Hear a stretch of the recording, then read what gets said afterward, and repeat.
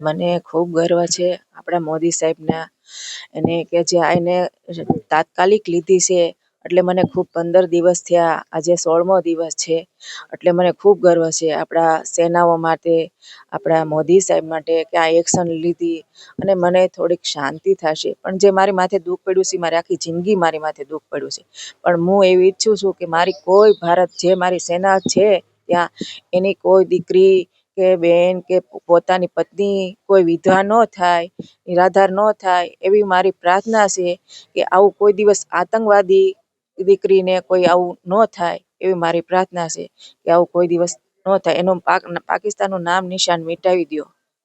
મારું નામ મનીષાબેન શૈલેષભાઈ ભટ્ટી છે. સરકારે જે અત્યારે નિર્ણય લીધો છે તે મારા સ્વજનો છે એને આજે થોડીક શ્રદ્ધાંજલિ 1% પ્રત્યે શ્રદ્ધાંજલિ સરકારે આપી છે એવું માનું છું.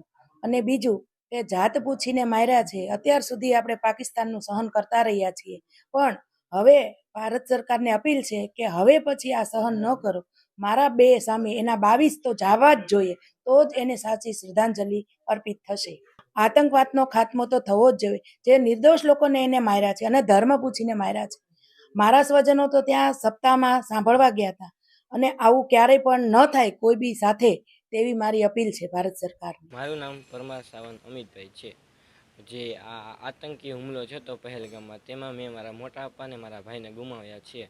જેના રાઈટ 15 દિવસ પછી અત્યારે રાત્રે ગઈકાલ રાત્રે મોડી રાત્રે મોદી સાહેબે જે હેશટેગ કરી પાકિસ્તાનના જે આતંકી સેન્ટર હતા એની ઉપર હુમલો કર્યો છે અને તે લોકોનો ખાત્મો કર્યો છે, તે લોકોની નાશ કર્યો છે. તો મારી મોદી સાહેબને હું મોદી સાહેબ ઉપર ગર્વ કરું છું. જે આપણે કીધું એ આપણે કરીને દેખાડ્યું છે, ને હજી વધુ આને નિયંત્રણ કરીને આવીને આવી ઘટનાને વધારે આગળ વધારે પાકિસ્તાનના અમુક હજી આતંકી સેન્ટરો છે તેને નાશ કરે ને જે આવી પહેલગામમાં જે ઘટના બની એવી બીજા કોઈના પરિવાર સાથે ન બને, બીજા કોઈના પરિવારનો માળો ન વિખાય એવી રીતના એ ઘટનાને નિયંત્રણ કરીને હવે આ ફરવાલાયક સ્થળ છે ને આપણે શું કહેવાય સૈનિકોનું એ લોકોનું નિયંત્રણ રાખે. કારણ કે આ જગ્યા ખૂબ જ જોખમી જગ્યા હોય છે, ગમે ત્યાંથી ગમે ત્યાં હુમલો થઈ શકે છે અને ઘણા ખચ્ચરવાળા પણ એમાં મળેલા હતા. તો આપણી એ નિયંત્રણ કે આપણે બધી જગ્યાએ છે ને નિયંત્રણમાં રહેવું જોઈએ. ગમે ત્યાં ગમે હુમલો થઈ શકે. તો મોદી સાહેબને આટલી અપેક્ષા અને મોદી સાહેબ ઉપર અમને ખૂબ જ ગર્વ છે. તેણે કીધું એ અમને વળતર કરીને દેખાડ્યું છે અને મારા મોટા પપ્પાને મારા ભાઈને સાચી શ્રદ્ધાંજલિ મળી છે. મારું નામ પરમાર અભિષેક છે. આ પહેલગામમાં હુમલો થયો એના આજે 15 દિવસ થયા છે. નરેન્દ્ર મોદી આજે સ્ટ્રાઇક લીધી છે રાત્રે 2:30 વાગે. મને આજે ખૂબ ગર્વ છે કે નરેન્દ્ર મોદીએ પાકિસ્તાન ઉપર હુમલો કર્યો છે.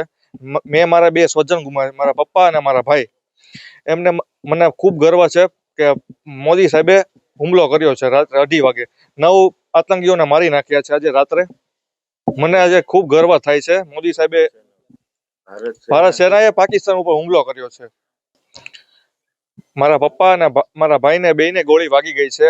હવે બીજા કોઈને ન વાગે એવી મોદી સાહેબ હવે નિયંત્રણ કરે તો સારું છે. હવે પાકિસ્તાનનું નામ નિશાન હટાવી દેવું જોઈએ.